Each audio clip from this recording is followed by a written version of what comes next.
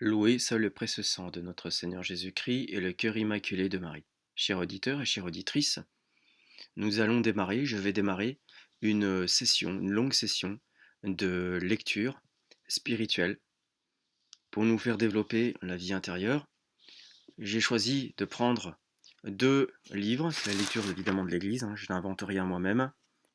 La formation à l'humilité par le chanoine Beaudenon. Et ce sera lu en premier. Et la seconde, ce sera le catéchisme de la vie intérieure de Maître Ollier. Voilà. À la demande de, de certains internautes, euh, il est nécessaire de développer, de nourrir notre âme avec ce genre de lecture. Commençons. Formation et l'humilité par le chanoine Beaudenon. Choisissez l'époque où vous pourrez vous y adonner avec le plus de liberté et de suite pour le succès de ces exercices. Vous y consacrerez un mois entier, plus encore si vous en avez l'attrait. Il y a amplement matière pour 2 exercices par jour. Ce qui est indiqué comme étude ou éclaircissement peut servir de méditation, et dans tout le cas doit être lu ou est entendu ici pour nous avec la plus grande attention. Donnez quelque solennité à votre entrée dans ce grand travail de réforme. La veille du soir au soir, allez exprès à l'église, bon, on n'y est plus. Agenouillez-vous devant Jésus si humble au tabernacle, récitez lentement le Veni Creator, dirigez ensuite vos pas vers la chapelle de la Sainte Vierge. Bon, là, ça concerne notre propre oratoire, je pense que chacun a un oratoire chez soi. Invoquez aussi les saints dont l'humilité vous frappe davantage. Saint François, Saint Antoine de Padoue, Saint François de Sales, Saint Vincent de Paul, Saint Benoît Labre, etc. Et à toutes ces puissances célestes, demandez la lumière, la volonté, la persévérance. Deuxièmement, durant les exercices, tenez-vous habituellement sous une impression d'humilité, particulièrement dans vos rapports avec le prochain.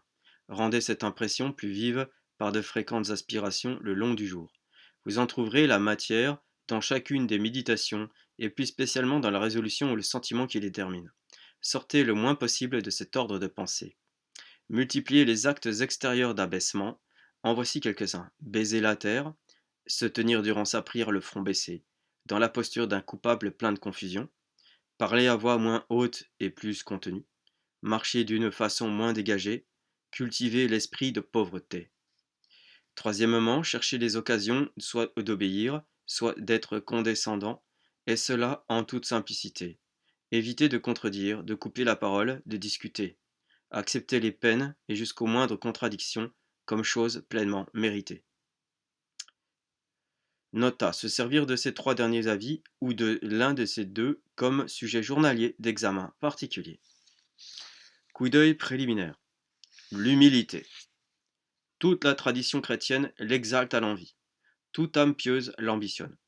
Jésus l'éleva à la hauteur de la rédemption en l'associant à la souffrance. Et ne la maintient-il pas comme une auréole autour de son Eucharistie? Où elle manque, la vertu manque. Dieu ne s'étend que dans l'espace qu'elle lui fait. Mais ces louanges prodiguées apportent-elles la lumière, et cette admiration conventionnelle la pleine conviction? Que de vagues dans les idées et dans les consciences, quelle insuffisance presque partout. Or, si la nature même de l'humilité est peu connue, sa sphère d'influence l'est bien moins encore. Les méditations longuement réfléchies de ce livre s'adressent aux esprits sérieux, qui veulent comprendre, et aux âmes pieuses, qui veulent aller de l'avant. C'est toujours dans les profondeurs que se cachent les grandes choses. Les richesses métalliques gisent sous la couche terrestre. Des prodiges de force semblent dormir dans la paisible matière. Des merveilles de mécanisme se jouent dans le mouvement du monde sidéral. Et l'on entrevoit au sein de l'être vivant des secrets si profonds que rien ne les explique. Regardez, regardez bien. Au fond de l'humilité règne une sorte d'infini. Nous sommes en plein surnaturel. La vertu prise dans son ensemble est une vie. Chaque vertu est un de ses organes. Chacune a ses beautés propres sans doute, mais elle se revêt aussi de la beauté de ses sœurs, par le fait de l'unité et de la loi des échanges. Quelques-unes, cependant, y participent d'une façon plus proche, plus large, plus continue, plus indispensable. La vie, la même vie, se meut dans chaque partie de l'ensemble, même dans la plus infime, mais elle ne s'y entend pas, et n'y brille pas d'une égale. Façon, nous allons étudier la part qui revient à l'humilité. Peut-être découvrirons-nous en elle une humilité que nous ne connaissons pas. Pour avancer d'un pas assuré, il faut aller posément et méthodiquement. Avant d'atteindre les sommets, il faut traverser certaines régions sans attrait et gravir des pentes difficiles. Afin de rendre la route moins pénible, nous la parcourrons à l'aide de moyens variés. Études qui ouvrent les vues générales, observations plus courtes qui dégagent un point d'obscur, réflexions pieuses qui mettent en relief les résultats d'une découverte, mais par-dessus tout, méditation approfondie qui plonge l'âme dans l'atmosphère de la vérité sous le grand soleil de la grâce. Que pas une âme de bonne volonté ne se décourage devant ces hautes vérités, en se jugeant impuissante à les atteindre, qu'elle envisage plutôt des secours d'en haut. La science humaine ne se livre qu'à ses adeptes. La science de Dieu se prodigue aux petits et aux humbles. Ceux-ci n'ont pas toujours besoin de longs raisonnements. Si donc telle partie de ce livre leur reste fermée, qu'ils ne s'attristent ni ne s'attardent. La clarté les attend, peut-être au détour d'un chemin, sous une forme plus simple, mais tout aussi pleine de vérité. Parfois, tel détail sera pour telle âme toute une révélation. Cependant, afin de satisfaire certaines intelligences qui aiment les vues d'ensemble, nous allons jeter ici un rapide coup d'œil sur le chemin à parcourir tout le long de ce livre. Un premier regard sur l'humilité en tant que vertu spéciale, un second sur sa sphère d'influence nous suffiront. Premièrement, l'humilité, vertu spéciale. L'orgueil n'est qu'une déviation de deux tendances légitimes. Sentiment de supériorité, recherche de prééminence. L'orgueil est-il un souvenir de notre grandeur originelle? Son tort serait alors de n'être plus en situation. Roi déchu par sa faute, et fier sous ses haillons, Dieu tombé qui se souvient des cieux. Tel nous apparaît l'homme dans sa tendance à l'orgueil. Ou plutôt, l'orgueil, désordre et vice, au lieu d'être l'empreinte d'une couronne perdue, ne serait-elle pas le stigmate de la révolte vaincue? Hériticis sicut dii, la tentation aurait ainsi passé dans le sang pour le troubler. Cette double origine expliquerait ce qu'il présente à la fois de grand et de bas. En fait, cependant, il est plus exact de regarder ce défaut comme la déviation de sentiments utiles mis par Dieu, même dans la nature humaine. Ces sentiments se réduisent en dernière analyse à ces deux: estime de soi et désir de l'estime des autres. Estime de soi et désir de l'estime des autres. L'estime de soi est la base de la dignité personnelle. Le désir de l'estime des autres est une des bases de la sociabilité. Ces inclinations sont si profondes et si spontanées qu'elles appartiennent pour une part à la classe des instincts et ressemblent à celui de la conservation. Elles ont d'ailleurs une fonction du même genre. L'instinct de la vie attache l'homme à une existence ordinairement misérable. Celui de l'estime de soi l'attache à sa personnalité, malgré son peu de valeur. Celui du désir de l'estime l'attache au bien public, malgré la fragilité des avantages qu'il donne. Ces deux dernières tendances sont sujettes à des déviations si faciles et si naturelles qu'elles portent l'empreinte de la déchéance originelle. C'est pourquoi, souvent les moralistes les appellent, sans distinction, un vice. L'humilité est la vertu chargée de s'opposer à ces déviations. C'est elle qui affermit l'esprit et l'empêche de se lever d'une manière déraisonnable, de se surfaire, la superbe. C'est elle qui reconnaît et maintient l'ordre dans l'estime de soi et dans le désir de l'estime des autres. Elle est donc vérité et justice. Elle est vérité et à ce titre, elle trace la règle de direction. Elle est justice et à ce titre, elle incline à agir conformément à cette règle. En tant que vérité, elle réside dans l'intelligence. En tant que justice, elle réside dans la volonté. Mais ces deux facultés agissent l'une sur l'autre. Tout développement de lumière augmente la force de l'inclination, et tout développement d'inclination porte à mieux chercher et à mieux saisir les motifs et les règles de l'humilité. Cette reprobation s'adresse donc à l'une et à l'autre de ces deux facultés pour les mettre en l'état le plus favorable. Or, l'état le plus favorable de l'intelligence, c'est la conviction, et l'état le plus favorable de la volonté, c'est la propension. Deux sortes de lumière produisent la conviction, la lumière de la raison et celle de la révélation. Deux forces produisent la propension, celle de la volonté et celle de la grâce actuelle. Il est sage de s'aider de tous, ces secours à la fois, de tous ces secours à la fois. Ceux de l'ordre surnaturel sont les plus efficaces, comme les plus élevés. Nous contenter des données de la raison pour nous déterminer l'estime que nous nous méritons serait établir une vertu incomplète et insuffisante. Prétendre acquérir l'inclination d'humilité par nos seules forces serait commencer par une proposition hérétique et finir par une déception. Les païens ne connurent de l'humilité que la modestie, et ce qu'ils en connurent, ils le pratiquèrent bien imparfaitement. La vraie notion de cette vertu découle de nos dogmes fondamentaux, et sa pratique complète dépend de la grâce. Elle est donc éminemment surnaturelle, l'humilité, et le rationaliste ne saurait ni voir, ni même admettre l'humilité ainsi comprise. Il faut cependant faire une part très large aux facultés naturelles dans l'acquisition de la vertu. Et pour bien comprendre la portée de cette observation, il sera bon de rappeler ici quelques notions générales sur les vertus naturelles et sur les vertus surnaturelles. Leur objet est le même, c'est le bien, et chaque vertu a le même objet spécial, le même genre de bien. Ainsi, l'humilité, qu'elle soit naturelle ou qu'elle soit surnaturelle, règle et maintient l'ordre par rapport à l'estime personnelle et au désir de la louange. Ces vertus résident dans les mêmes facultés qui sont, pour les unes et pour les autres, les facultés naturelles. Les vertus naturelles les pénètrent, les vertus surnaturelles les terminent, mais elles diffèrent totalement par leur mode de production et d'exercice. Les vertus surnaturelles sont mises en nous par une sorte de création, que la théologie appelle infusion. Ainsi, vertu surnaturelle est synonyme de vertu infuse. Dieu les verse déjà dans l'âme de l'enfant baptisé. Il les verse tout à la fois. L'augmentation de l'une entraîne l'augmentation de toutes les autres, et elles se perdent ensemble par le péché mortel, à l'exception des vertus de foi et d'espérance. Toutes ensemble également revivent par l'effet de la justification.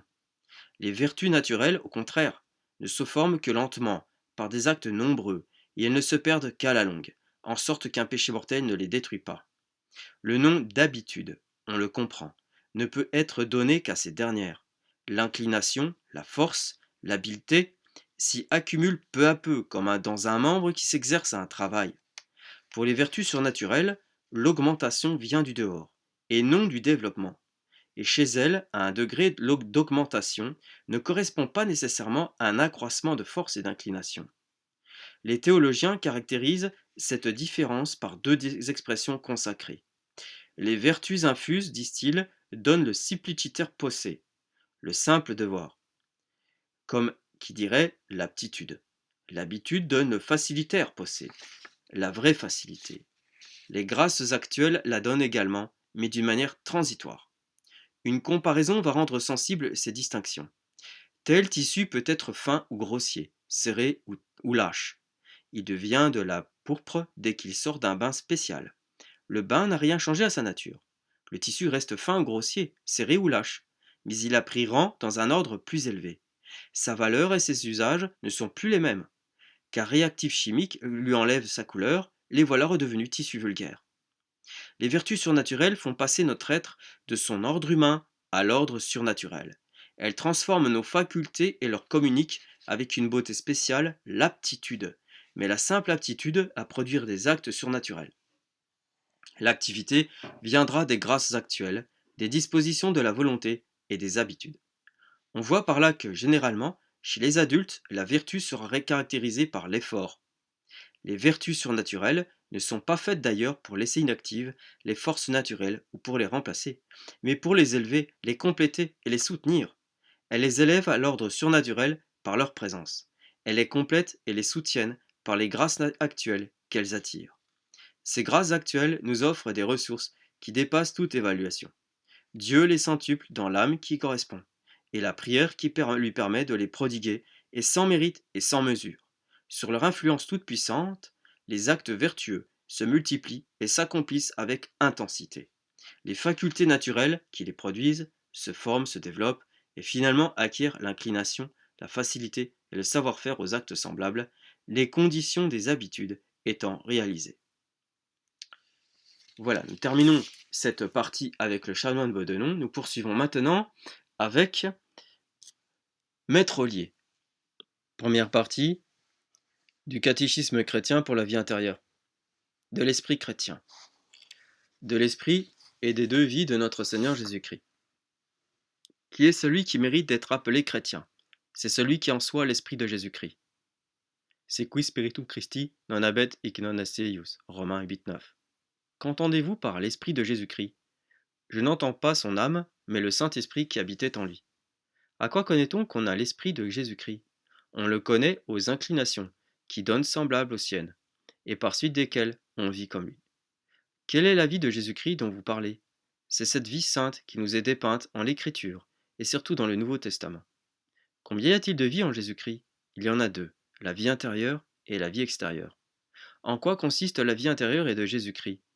Elle consiste dans ses dispositions, ses sentiments intérieurs envers toute chose, par exemple, dans sa religion envers Dieu, dans son amour envers le prochain, dans son anéantissement par rapport à soi-même, dans son horreur pour le péché et dans sa condamnation du monde et de ses maximes. En quoi consiste sa vie extérieure? Elle consiste dans ses actions sensibles et dans les pratiques visibles de ses vertus émanées du fond de son divin intérieur. Il faut donc, pour être vrai chrétien, avoir en nous le Saint-Esprit qui nous fasse vivre intérieurement et extérieurement comme Jésus-Christ? Oui. Mais cela est bien difficile? Oui. À celui qui n'a pas reçu le Saint Baptême, où le Saint-Esprit de Jésus-Christ nous est donné pour nous faire vivre comme lui. Leçon 2. De la perte de la grâce après le baptême et du travail de la pénitence pour la recouvrer. Celui qui a perdu la grâce du Saint-Esprit, depuis son baptême, la peut-il la recouvrer? Il la peut par la pénitence, mais avec grand travail et grande peine. C'est pour cela, peut-être, qu'on appelle le sacrement de pénitence un baptême laborieux. Il est vrai, sans doute, car par le baptême, où nous sommes engendrés par Jésus-Christ, Dieu notre Père nous donne par lui-même la vie de son Fils, sans que sa divine justice exige de nous aucune peine. Mais il n'en est pas ainsi de la pénitence. Pourquoi cela? C'est qu'il faut suer et travailler pour recouvrer les vertus que Dieu, seul, nous avait données, par lui-même, et qu'il avait plantées dans notre cœur de sa main toute-puissante. Il faut qu'à la sueur de notre front, le Saint-Esprit fertilise notre terre stérile et ingrate, dans laquelle auparavant la grâce faisait germer les vertus, sans travail et sans peine. La perte de la grâce du baptême est donc une grande perte? Oui. On ne saurait l'exprimer. Et comment pourrait-on réparer ce chef-d'œuvre de grâce et de miséricorde? Cette perte n'est-elle pas réparée par la pénitence? Non, pas parfaitement. Car, par la pénitence, on fait d'ordinaire comme un apprenti qui voudrait rafraîchir l'original d'un grand peintre, déjà fort altéré. Ce dernier ouvrage n'approcherait pas du premier. Pourquoi faut-il tant de peine pour recouvrer cette grâce? Parce qu'on l'a perdue par un péché énorme, et par une ingratitude étrange, en foulant aux pieds le sang de Jésus-Christ, et en étouffant le don du Saint-Esprit qu'on avait reçu par le baptême. Mais quoi? Celui qui, après le baptême, offense Dieu par un péché mortel, foule-t-il aux pieds le sang de Jésus-Christ? Oui, cela est ainsi. Et comment? Premièrement, parce qu'il fait outrage au mérite et au sang de Jésus-Christ, qui l'ont acquis le Saint-Esprit et toutes ses grâces. Secondement, parce que celui qui commet un péché mortel devient même esprit avec le démon, lequel foule aux pieds Jésus-Christ dans l'âme du pécheur, et triomphe de notre Seigneur en son propre trône. C'est donc ainsi peut-être que le pécheur crucifie en soi-même Jésus-Christ, comme parle saint Paul. Oui. Et comment peut-on le crucifier? C'est que comme les Juifs, mus par la rage des démons, garrottaient, clouaient, cramponnaient Jésus-Christ sur l'arbre de la croix, en sorte qu'il n'avait aucun usage de ses membres, et qu'il ne lui restait aucune liberté d'agir, de même par le péché, on lie et on garrotte notre Seigneur, et on le réduit dans l'impuissance d'agir en nous. Expliquez-moi cela davantage. Notre avarice cloue sa charité, notre colère sa douceur, notre impatience sa patience, notre orgueil son humilité. Et ainsi, par nos vices, nous tenaillons, nous garrottons, et nous mettons en pièces Jésus-Christ, habitant en nous. Leçon 3. De la dignité du chrétien en qui Jésus-Christ habite pour lui inspirer des mœurs et ses sentiments, et en un mot, pour l'animer de sa vie même. Jésus-Christ habite en nous. Ego in vobis? Oui, il habite par la foi dans nos cœurs, comme le dit saint Paul après notre Seigneur même. Christum habitare per fidem in cordibus vestris. Ne m'avez-vous pas dit que le Saint-Esprit y habitait aussi? Oui. Il y est avec le Père et le Fils, et y répand, comme nous l'avons dit, les inclinations mêmes, les sentiments, les mœurs et les vertus de Jésus-Christ. Un chrétien est donc quelque chose de grand. Il n'y a rien de plus grand, de plus auguste et de plus magnifique. C'est un Jésus-Christ vivant sur terre. Bienheureux est celui qui perd ses grands trésors, bien malheureux, pardon, qui est celui qui perd ses grands trésors par le péché mortel. Mais vous dites que Jésus-Christ habite en nous et que nous sommes loin de l'onction dont il est loin lui-même, c'est-à-dire du Saint-Esprit. et qu'il répand en nous ses mœurs, ses inclinations, ses sentiments. D'où savez-vous cela? Saint Paul veut que nous ayons en nous les mêmes sentiments de Jésus-Christ. Hoc sentite in vobis, quod in Christo Jesu, lequel s'est anéanti et humilié sur la croix, quoiqu'il fût égal à son Père. Que veut dire cela, avoir en soi les mêmes sentiments que Jésus-Christ? C'est avoir dans son cœur et dans son âme les mêmes désirs qu'avait Jésus-Christ. Par exemple, d'être anéanti et crucifié. Faut-il avoir ces désirs dans la même perfection qu'il les avait? Je ne dis pas cela. Je dis seulement qu'il faut les avoir semblables, quoique non pas égaux. Pouvons-nous même en avoir de semblables? Oui. Par quel moyen? Par la vertu du Saint-Esprit, qui peut donner des inclinations toutes contraires et opposées à celles que nous avons dans la chair, par notre naissance d'Adam. Leçon 4. De l'esprit et des inclinations d'Adam, que la condition des chrétiens en est bien éloignée. Adam avait-il d'autres inclinations que les chrétiens? Avait-il un autre esprit que celui de notre Seigneur? Le Saint-Esprit opérait-il en lui d'autres sentiments qu'en Jésus-Christ? Oui, Adam était créé pour être semblable à Dieu en ses richesses, en son honneur et en sa béatitude. De là vient qu'il est né dans le paradis terrestre, roi de tout le monde. Les chrétiens ne sont-ils pas appelés à cela? Non. Quoi? Ne sont-ils pas créés à l'image de Dieu? Oui, ils sont créés semblables à Dieu dans sa justice et dans sa vraie sainteté. C'est quodum deum creatus est in justitiate et sanctita veritatis.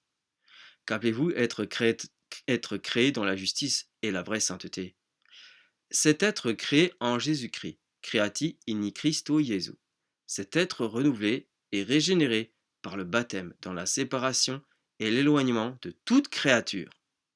La condition des chrétiens est donc bien éloignée de celle d'Adam? Oui, car Adam cherchait Dieu, le servait et l'adorait dans ses créatures.